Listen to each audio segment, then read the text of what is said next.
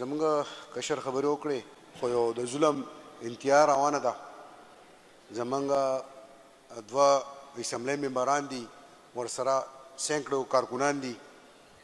ضمانت یې وشو، بیا یو غټ ظلم انتها یې وکړه او بیا هغه تورې پسې جوړ کړو چې یاره په دو باندې چې حمله وکړه. نو موږ ریکویسټ کوو، نن ریکویسټ کوو، سبا بیا خامخا روډونو ته راوځو. خو د دو مقصد صرف او صرف دا دی چې زمونږ صوبه، زمونږ د خیبر پښتونخوا خلک دا تنګۍ د دې د وجې نه چې موږ امن پسند خلک یو، موږ وفادار خلک یو او موږ آئین منو.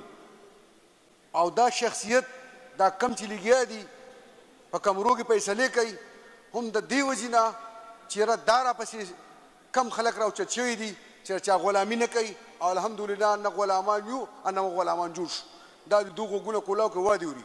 زمونږ ممبران صاحبان، زمونږ کارکنان، هغو کم ظلم چې ورسره کوي، زه د دې اسمبلی نه دا ریکویسټ کوم چې مهرباني وکړئ دا ظلم یو نور بس کوي.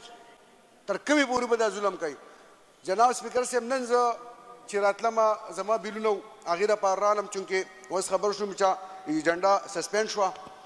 زه به بیا اوس ځمه سبا زه خپله باندې 788 هغې ته به جج ته پیش کېږم او هغه پایرې کوم جعلي پایرې چې په موږ باندې شوي دي، ولې شوي دي چې موږ د خان د عمران خان وفادار کلاړیان یو او خان د دې ملک وفادار دی، د عوامو وفادار دی. خان د خپل ځان سوچ نه کوي، خان عمران خان د دې وطن سوچ کوي، د دې غریبو خلکو سوچ کوي. او دا د هغه ویژن دی چې د په دې ملک کې د طاقتور دپاره د کمزور دپاره یو قانوني انصاف دی. او هغه ویژن د شخصیتو دپاره ټیک نه دی، ځکه شخصیت دا سوچ کوي چې زما دپاره او د ریډیو والا دپاره چې یو قانون شي، زه به څه شخصیت شم. دا عمل تباه برباد دی شخصیتو کو. جناب سپیکر صاحب، تباه برباد دی شخصیتو کو.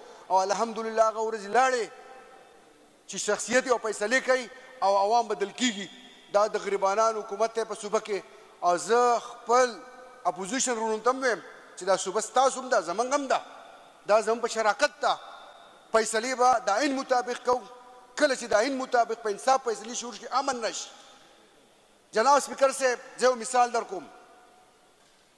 کله چې په 2018 کې عمران خان پی ایم وزیر اعظم جوړ شو، هغه تاریخ وګوره، ډرون حملې ختم شوې. ولې ختم شوې؟ هغه غلامي نه کوله. د هغې نه وګوره مخکې شمار یې وکړه 400 یا څه کم یا سره پاسه 400 ډرون حملې زمونږ په پښتنو، په قبایلو، په نرانو قوم شوي دي. بل ورځ به ماشومانو وشوه. څومره ظلم دی!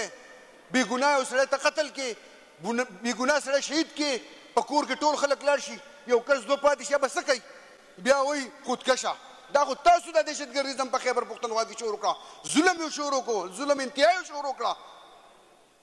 جناب سپیکر صاحب، مهرباني دې وکړي د خپل ضمیر دې نور نه خرڅوئ په ډالرو. مهرباني دې وکړي د خپل وطن دې نه خرڅوئ. او د ټول نه غټه خبره دا ده چې انصاف راشي په دې ملک کې، د آئین مطابق چلېږي. او هغه خلک موږ منو چې څوک آئین مني، هغه خلک موږ منو چې څوک په دې وطن مني. خو دا خبره یاد ساته، هغه خلک موږ نه منو چې څوک آئین او زموږ ملک نه مني. او انشاءالله د عمران خان وفادار موږ نن هم یو او سبا به هم یو. ډېره مننه جناب سپیکر صاحب، شکریه.